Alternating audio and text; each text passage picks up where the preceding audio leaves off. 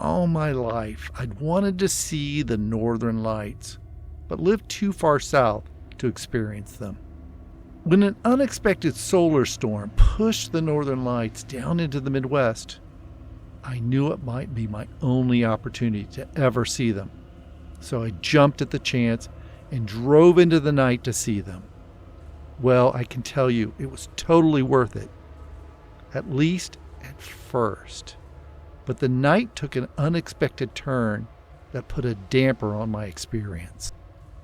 I've lived in Ohio all my life and never traveled all that far north.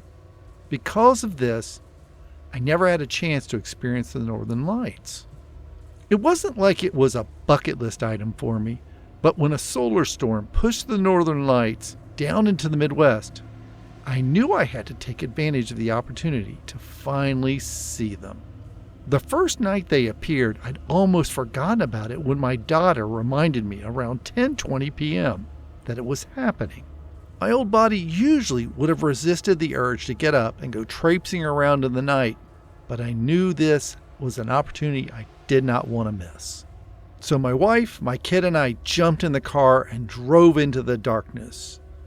Since we live in a very large city, we had to drive into the countryside to get away from all the city lights. It took almost 30 minutes to find a spot on a deserted country road where we could see the night sky clearly. It was wonderful. With the naked eye, you could only see a hazy view of the phenomena, but with my cell phone camera, I was able to capture some spectacular images of the northern lights. As a family, we spent 2 hours capturing images and feeling in awe of what we were seeing. The news said it could happen the next night, so I decided to double down on the experience and drove into the night a second time. But this time, it was just me and my daughter. As it turned out, we may have pushed our luck. As for the northern lights, none appeared that night, but we got the scare of our life. We were on a country road again in the middle of nowhere in the pitch dark night, with no one around for miles, or so we thought. As we stood on the side of the road, my daughter heard the light trickle of a small stream behind us. We began scanning the night sky for evidence of the northern lights when 2 voices came out of nowhere. I could tell it was 2 men. Their voices were so clear it seemed like they were almost right on top of us, but I couldn't exactly tell what they were saying. It seemed like a quiet exchange. My alarm bells immediately went off loud inside my head. Where were these men?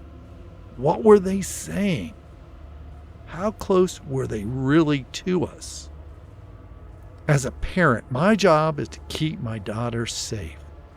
So I whispered for her to get back in the car.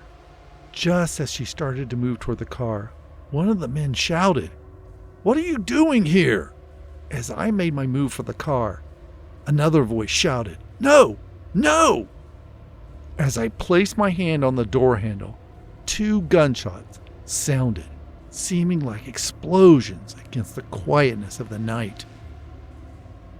There was no way I was staying around, and I jumped in the car, started the engine, and raced out of there.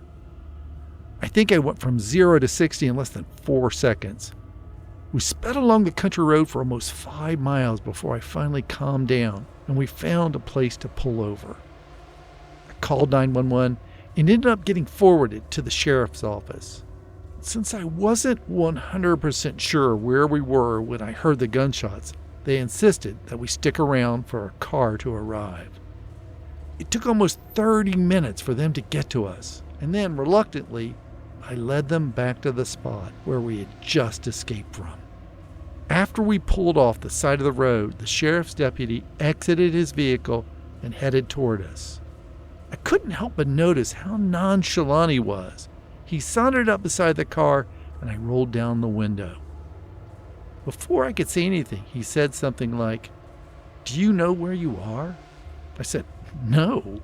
He told us we were on Moonlight Hollow Road and went into a long story about how 2 fishermen were shot and killed there nearly 30 years ago while doing some night fishing.